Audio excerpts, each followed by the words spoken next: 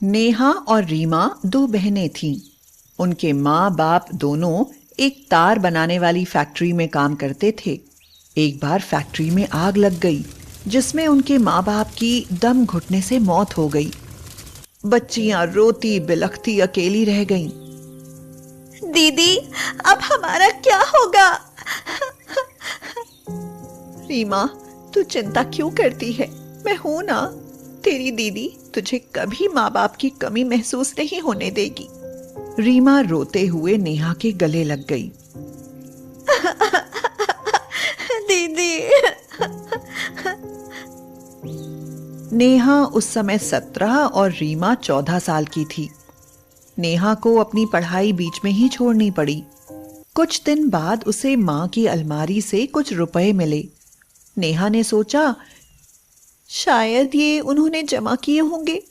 क्यों ना इन पैसों से कुछ कॉस्मेटिक का सामान खरीदूं और उसे बेचूं।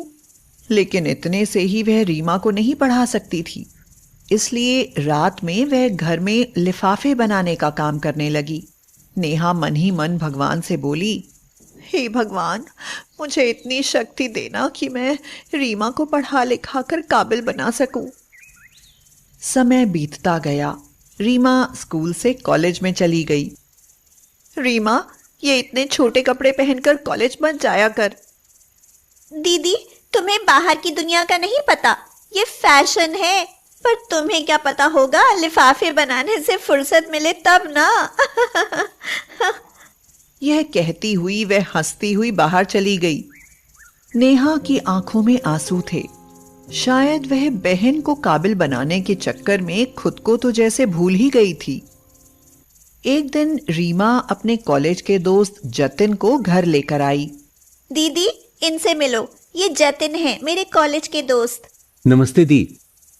नमस्ते। रीमा, ये तुम्हारा घर है इतना छोटा, कैसे रहती हो इसमें? इससे बड़ा तो हमारा बाथरूम है। जतिन, शादी के बाद तो मैं तुम्हारे बड़े घर में ही रहने वाली हूँ ना, क्यों टेंशन लेते हो? रीमा, क्या तू जतिन से शादी करना चाहती है? ये तो बहुत अमीर है। दीदी, क्या तुम ये चाहती हो कि मैं हमेशा तुम्हारी तरह गरीबी में रहूं? जतिन तुमसे शादी की बात करने आए हैं। हाँ दीदी, अगले हफ्ते हम शादी कर रहे हैं। आप देखें कि कैसे करना है। नेहा रीमा की बात से दुखी, हैरान और परेशान थी कि इतनी जल्दी सब कहां से और कैसे करेगी वो। नेहा ने ये बात कार्तिक को बताई। नेहा जब भी मुसीबत में होती थी, कार्तिक हमेशा उसका साथ देता था। वह उसका बहुत अच्छा दोस्त था। नेहा, तुम चिंता ना करो, सब हो जाएगा। लेकिन नेहा, तुम बड़ी हो, पहले तुम्हारी शादी होनी चाहिए। नहीं कार्तिक, रीमा मेरी जिम्मेदारी है। जब तक मैं उसे मुक्त नहीं हो जाती, अपने लिए तो मैं सोच भी नहीं सकती। रीमा और जतिन की शादी धूमधाम से हुई। नेहा ने अपनी सारी कमाई उसकी शादी में लगा दी। अपने लिए अब उसके पास कुछ नहीं बचा था। शादी के बाद रीमा का व्यवहार बदलने लगा। उसे पैसों का घमंड होने लगा क्योंकि जतिन बहुत अमीर था। नेहा अब अकेली हो गई थी। एक दिन कार्तिक ने उससे कहा, नेहा, अब रीमा ससुराल चली गई, तुम्हारे सारे कर्तव्य पूरे हो गए। क्या मैं तुमसे कुछ कह सकता हूं? कहो कार्तिक। मैं तुमसे शादी करना चाहता हूं नेहा। क्या तुम मेरी पत्नी बनना पसंद करोगी? नेहा ने हां कर दी और शादी करके दोनों खुशहाल जीवन जीने लगे। कार्तिक गरीब था। वह एक प्राइवेट कंपनी में काम करता था। घर में बीमार माँ और पिताजी थे। नेहा ने अपनी गृहस्थी संभाल ली और सास ससुर की सेवा भी करने लगी। साथ में वह अपना पुराना काम भी करने लगी। रीमा हमेशा ड्राइवर के साथ कार में बैठकर आती और नेहा को उसकी गरीबी का एहसास कराती। अरे दीदी, ये कितनी सस्ती सी साड़ी पहनी है, इससे अच्छी तो मेरी काम वाली पहनती है। हाँ। कोई बात नहीं रीमा, इंसान की पहचान दिल से होती है, कपड़ों से नहीं। बैठो रीमा, मैं कुछ चाय नाश्ता लाती हूँ। अरे नहीं दीदी, मैं चाय नहीं कॉफी पीती हूँ। अच्छा दीदी, चलती हूँ। तुम्हें याद है कल मेरा जन्मदिन है? जतिन ने पार्टी रखी है, बड़े बड़े लोग आएंगे। तुम और जीजाजी दोनों को आना है। और दीदी प्लीज कपड़े ढंग के पहन कर आना। हाँ। रीमा के जाने के बाद नेहा बाजार गई और उसके लिए एक साड़ी लाई। कार्तिक और नेहा दोनों रीमा के घर गए और उसे जन्मदिन का तोहफा दिया। साड़ी देखकर रीमा को गुस्सा आ गया। ये क्या लाई हो दीदी? हमारी हैसियत देखकर तो गिफ्ट लाना चाहिए था। मैं किसी को क्या जवाब दूंगी कि मेरी दीदी इतनी घटिया साड़ी लाई है।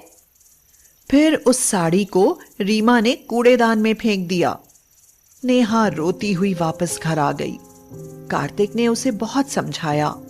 देखना नेहा, एक दिन हमारे दिन जरूर अच्छे होंगे और तुम्हारी बहन तुमसे माफी मांगेगी। कुछ समय बाद रीमा ने एक बेटी को जन्म दिया, लेकिन कार्तिक ने नेहा को उसके घर जाने के लिए मना कर दिया।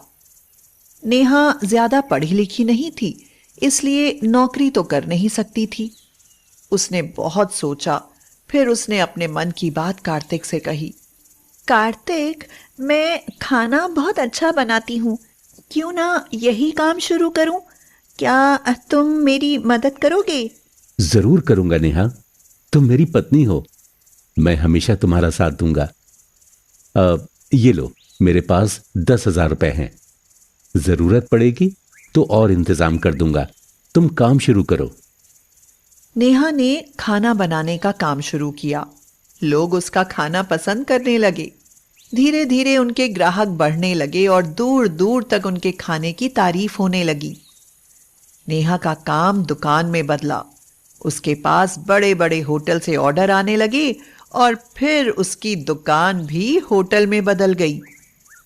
कार्तिक भी अपनी नौकरी छोड़कर नेहा का हाथ पटाने लगा। अब तो उनके शहर में कई बड़े बड़े होटल थे और अब वो रीमा से कई गुना अमीर हो गई थी। और फिर वक्त ने करवट ली।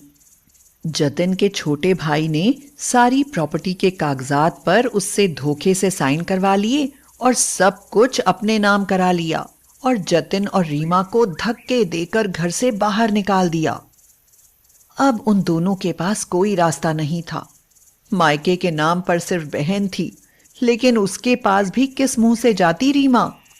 कुछ दिन वो लोग किराए पर रहे, लेकिन वहां भी किराया ना देने के कारण उन्हें निकाल दिया गया। 2 दिन उन्होंने मंदिर की सीढ़ियों पर गुजारे।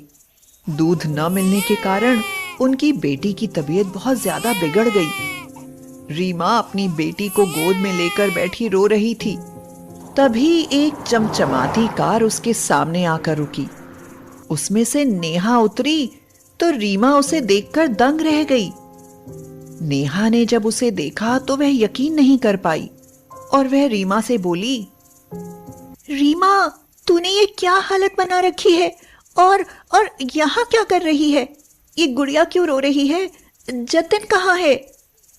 इतने दिनों से तुम्हारा कुछ अता पता नहीं। दीदी, जतिन पीहू के लिए दूध लेने गए हैं। इसकी तबीयत बहुत खराब है दीदी। दीदी, जतिन के भाई ने हमसे हमारा सब कुछ छीन लिया। हम गरीब हो गए, हम सड़क पर आ गए। मैं हमेशा तुम्हारी गरीबी को लेकर तुम्हारी बेइज्जती करती रही। शायद ये उसी का नतीजा है। तुमने मेरे लिए अपनी खुशियां, अपना भविष्य सब कुछ खत्म कर लिया और मैं दौलत के नशे में ये भूल गई थी कि मैं जो कुछ भी थी दीदी, तुम्हारी वजह से थी। रीमा की आंखों से आंसू बह रहे थे। रीमा, अभी ये बातें करने का समय नहीं है, जल्दी गाड़ी में बैठो। पीहू को तो बहुत तेज बुखार है। अरे जतिन, तुम भी आ गए। चलो चलो, जल्दी पीहू को अस्पताल लेकर चलते हैं। सही समय पर दवाई मिलने से पीहू ठीक हो गई। जतिन, रीमा, अब तुम हमारे साथ रहोगे। मैं नौकर से कहकर तुम्हारे रहने का बंदोबस्त करा देती हूँ। दीदी, मुझे माफ कर दो। भगवान ने मेरी अमीरी का घमंड तोड़ दिया है। मैंने तुझे माँ की तरह पाला है, तुझे तकलीफ में नहीं देख सकती। अब हम सब साथ रहेंगे, क्यों कार्तिक? जैसा तुम कहो मेरी मलिका।